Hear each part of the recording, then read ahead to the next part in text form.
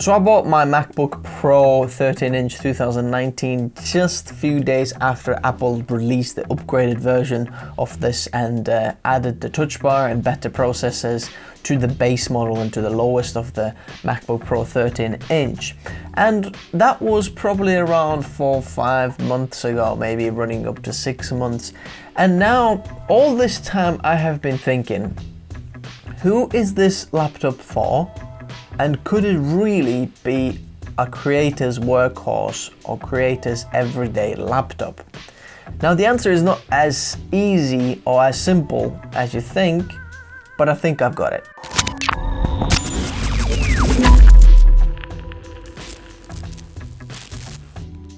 So we must talk about the specs, because otherwise you don't know which model I do have. I'm going to list them all on the side here as well, but I do have the quad-core Intel i5 with the turbo boost up to 3.9 GHz, 8 GB of RAM, which isn't user upgradable by the way, 250 GB of SSD, Intel Iris graphics which is built into the processor, and 2 Thunderbolt 3 ports.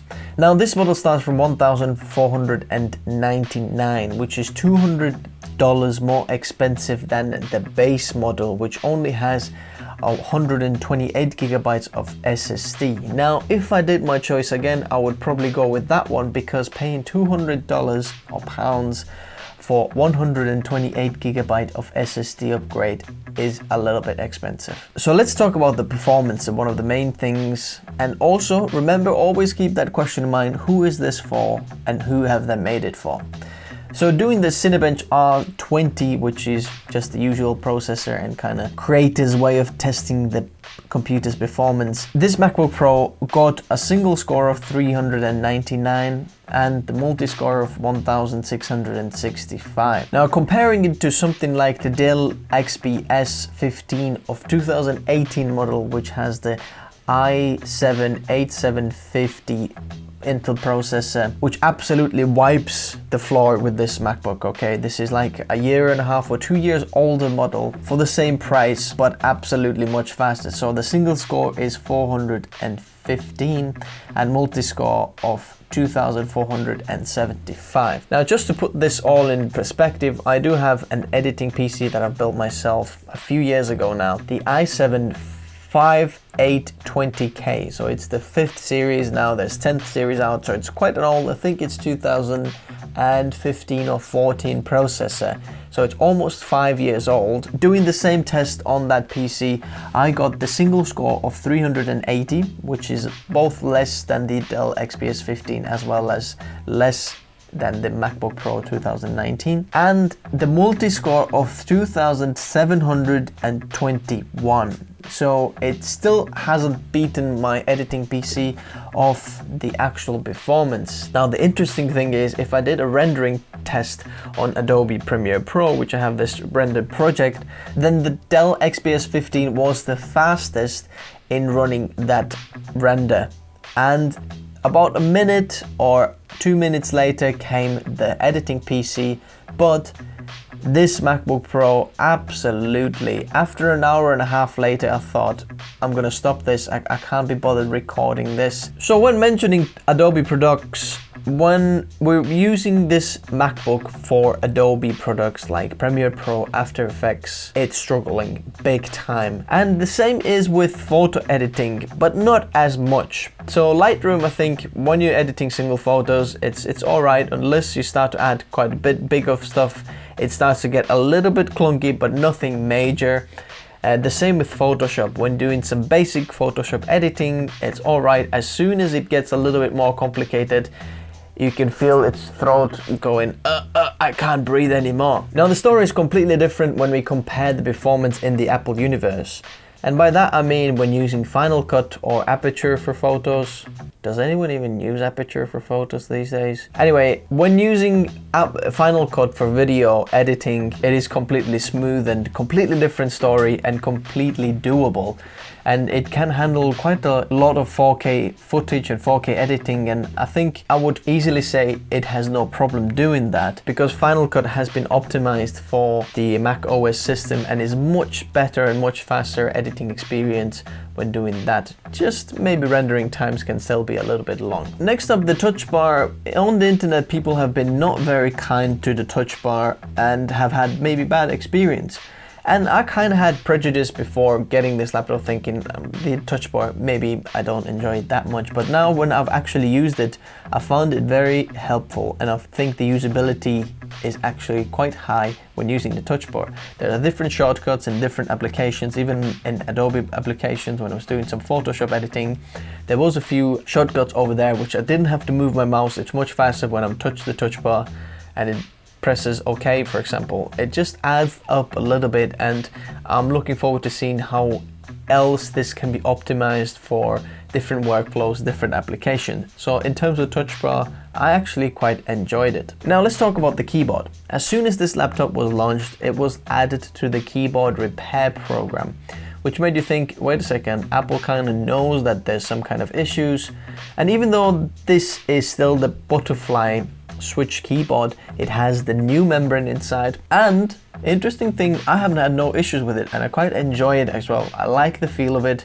I tried to test it as much as I could. As much as I had emails or typing to do, I tried to use my laptop or this MacBook here to kind of do it. So as far as my testing goes, I haven't had any issues with it, and I actually have grown to like it really much. I like the feel, how this keyboard feels. We've got to talk about the screen because this is the Retina screen, and this is something that Apple does really, really well. This comes to life the most, I think, when I was doing photo editing and video editing, when I realized that, whoa, my colors are actually very color accurate. It's a very color accurate screen. There's a lot of pixels. I can see a lot. It's just beautiful to watch at. All the colors, even when in the operating system, all the colors feel very rich and deep and a lot of contrast. Just beautiful to look at. So I've got no problems for the screen. I just give a big thumbs up for the screen. Good experience. The speakers that have been built into this tiny laptop, which look how thin this laptop is.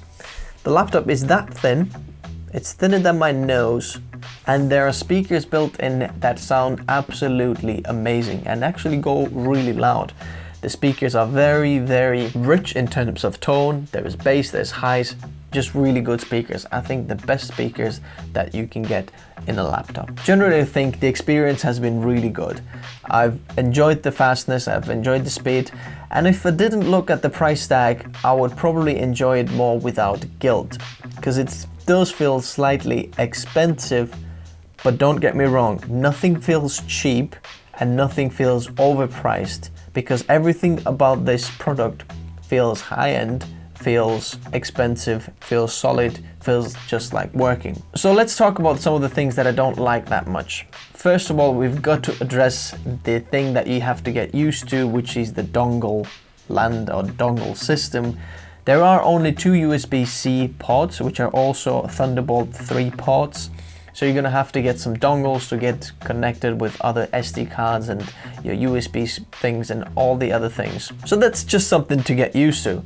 Second of all, I don't like how long it takes for this laptop to turn on. Now when the laptop's asleep, lid is closed, and when I open it, it takes ages for the screen to turn on. I don't know why. There's probably around 5 seconds or so where I'm just thinking, come on, turn on. But there's no reason for it to kind of come out of sleep so late. And third of all, one of the things that I had issues before, which has been fixed since having that issue, is that there was some screen flickering going on, some pretty bad screen flickering, and I thought there was some hardware issue, and I kind of troubleshooted it down to that when I had the True Tone switched on, so basically it adjusts the screen color temperature to what environment you are in.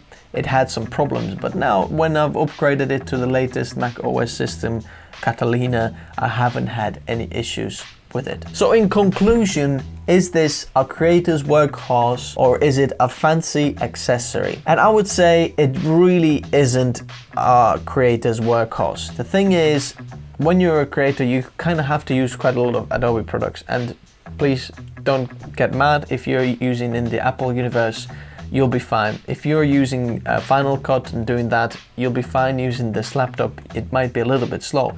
But when you're coming from maybe like a Windows world and you're thinking, oh, I'll get this laptop that will be good for me to do run and gun and on the road editing, then you'll be really, really disappointed, because unless you get used to the Apple universe, you'll be struggling big time. If you want to get a good performance out of your Adobe products, then be ready to drop at least 2 times the price of this laptop on a MacBook Pro 16-inch, which by the way just recently has been released. Around 3 grand you'll be probably getting quite a good editing, 4K editing machine that you can rely on the go.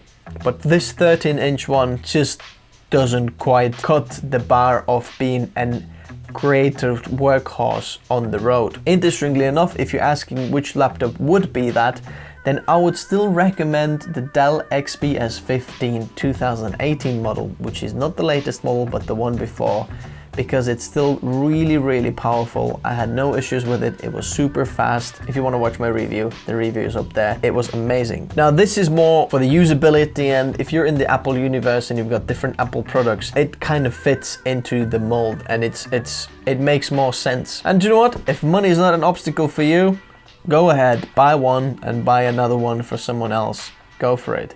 But if you're really on a budget and have to think, is it really a wise thing to do? If you're coming from a Windows, I would say maybe not. Now, if you're not doing a lot of creating and maybe you're not doing that much photo editing and video editing, if you're doing in fact no video editing, I would recommend to go with the just MacBook. The MacBook Pro is when you start to do a little bit of video editing and you want to use the Final Cut. Now if you want to use the Adobe Premiere Pro for video editing, then I would go with the latest or most maxed out 13-inch, or start looking at the 16-inch now, because less than that you'll just be struggling with the edits. If you enjoyed this video, hit that like button. It actually makes a difference. Subscribe if you haven't already, because more content like this is coming out every single week. Hit that bell icon so you wouldn't miss the latest content. Now, I know you haven't subscribed yet because the YouTube analytics tells me that over 90% of you who are watching this aren't subscribed. So we can sort that out. Hit that bell icon and that subscribe button